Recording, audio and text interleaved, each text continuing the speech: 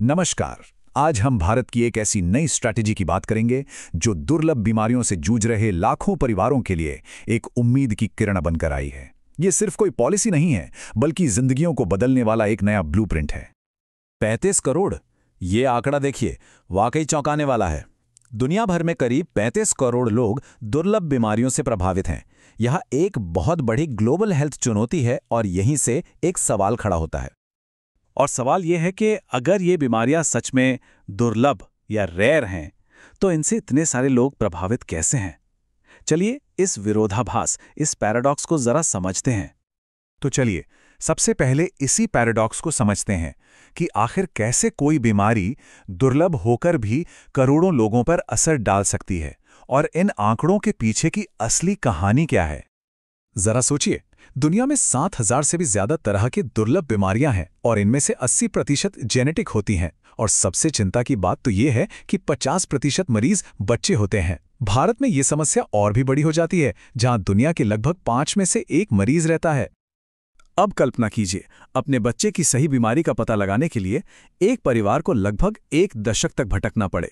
इसी को डायग्नोसिस ओडिसी कहा जाता है। यह परिवारों के लिए एक बहुत लंबी और थका देने वाली यात्रा होती है, जो अक्सर गलत निदान और अनिश्चितता से भरी होती है।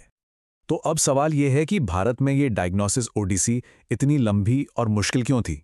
असल में यहाँ कुछ पारंपरिक बाधाएं थीं जिन्हें समझना बहुत जरूरी है। भारत में कई बड़ी चुनौतियां थीं। पहली बात तो यह है कि बीमारियों का कोई सटीक डेटा ही नहीं था। लोगों में जागरूकता की भारी कमी थी और स्वास्थ्य सेवाओं तक सबकी पहुंच बराबर नहीं थी। और सबसे बड़ी बात, इलाज के खर्च के लिए बीमा का कोई सहारा नहीं था, जिससे परिवार पूरी तरह से अकेले पड़ जाते थे। लेकिन इन सारी चुनौतियों के बीच अब एक बहुत बड़ा बदलाव आया है।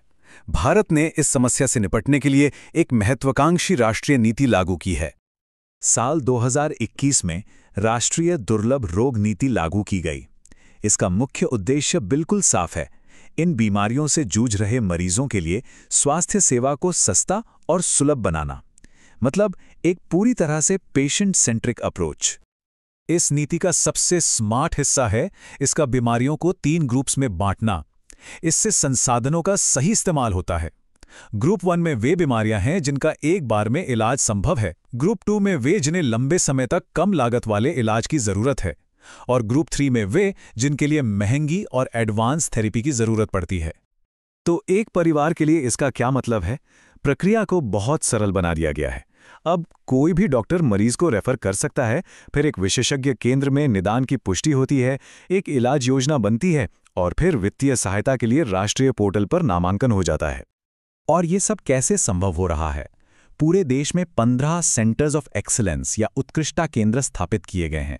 ये विशेषज्ञ केंद्र एक नेटवर्क की तरह काम करते हैं, जो निदान और उपचार के मेन हब हैं। और सबसे महत्वपूर्ण बात यह है कि इस नीति के तहत हर मरीज को 50 लाख रुपए तक की वित्तीय सहायता मिल सकती है। जरा सोचिए, कई परिवारों के लिए ये एक जीवन बदलने वाली राशि है, जो उन्हें इलाज का खर्च उठाने में सक्षम बनाती है। नीतियां और आंकड़े तो ठीक है, लेकिन असली कहानी तो लोगों की जिंदगियों में है। चलिए देखते हैं कि इस नीति ने जमीनी स्तर पर क्या बदलाव किए हैं। ये कहानी गणेश की है। जैसे ही परिवार को इस नीति के तहत वित्तीय मदद मिली, उनकी सबसे बड़ी चिंता, पैसा, खत्म हो गई। और सिर्फ 2 हफ्तों के अंदर गणेश को वो जीवन रक्षक इलाज मिलना शुरू हो गया जिसकी उसे सख्त जरूरत थी। ये इस नीति के सीधे और तेज असर का एक बेहतरीन उदाहरण है। अब एक और थोड़ा जटिल मामला देखते हैं। एक 14 साल का लड़का जिसके लक्षण डॉक्टरों को भी चकरा रहे थे। ये मामला इस नई प्रणाली की डायग्नोस्टिक पावर को दिखाता है। यहां निदान की पूरी पहेली सुलझ जाती है। देखिए, डॉक्टरों को शुरू में सिर्फ एक बीमारी का शक था, लेकिन एडवांस जेनेटिक टेस्टिंग से पता चला कि उसे एक नहीं बल्कि 2 दुर्लभ बीमारियां थी: वंशानुगत अग्नाशोथ और सिस्टिक फाइब्रोसिस। ये दोहरा निदान एक बड़ी सफलता थी, क्योंकि अब डॉक्टर पहली बार मरीज के सभी लक्षणों का सही कारण जानकर सटीक इलाज शुरू कर सकते थे। चलिए एक और कहानी देखते हैं। एक 3 साल का बच्चा जिसे एड्रेनोल्यूकोडिस्ट्रॉफी नाम की एक बहुत ही गंभीर बीमारी का पता चला। और नतीजा अविश्वसनीय। बच्चे का सफल बोन मैरो ट्रांसप्लांट हुआ और आज वो पूरी तरह से ठीक है।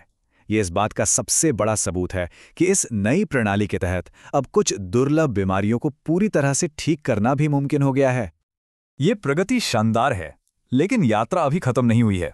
तो भारत में दुर्लभ रोगों की देखभाल का भविष्य कैसा दिखता है?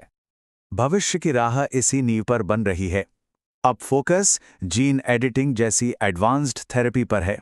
बीमारियों को पैदा होने से पहले रोकने के लिए प्रीनेटल स्क्रीनिंग का विस्तार हो रहा है, और जीनोम इंडिया जैसे प्रोजेक्ट्स भारत की आबादी के जेनेटिक रहस्यों को खोलेंगे, जिससे भविष्य के इलाज और भी सटीक होंगे।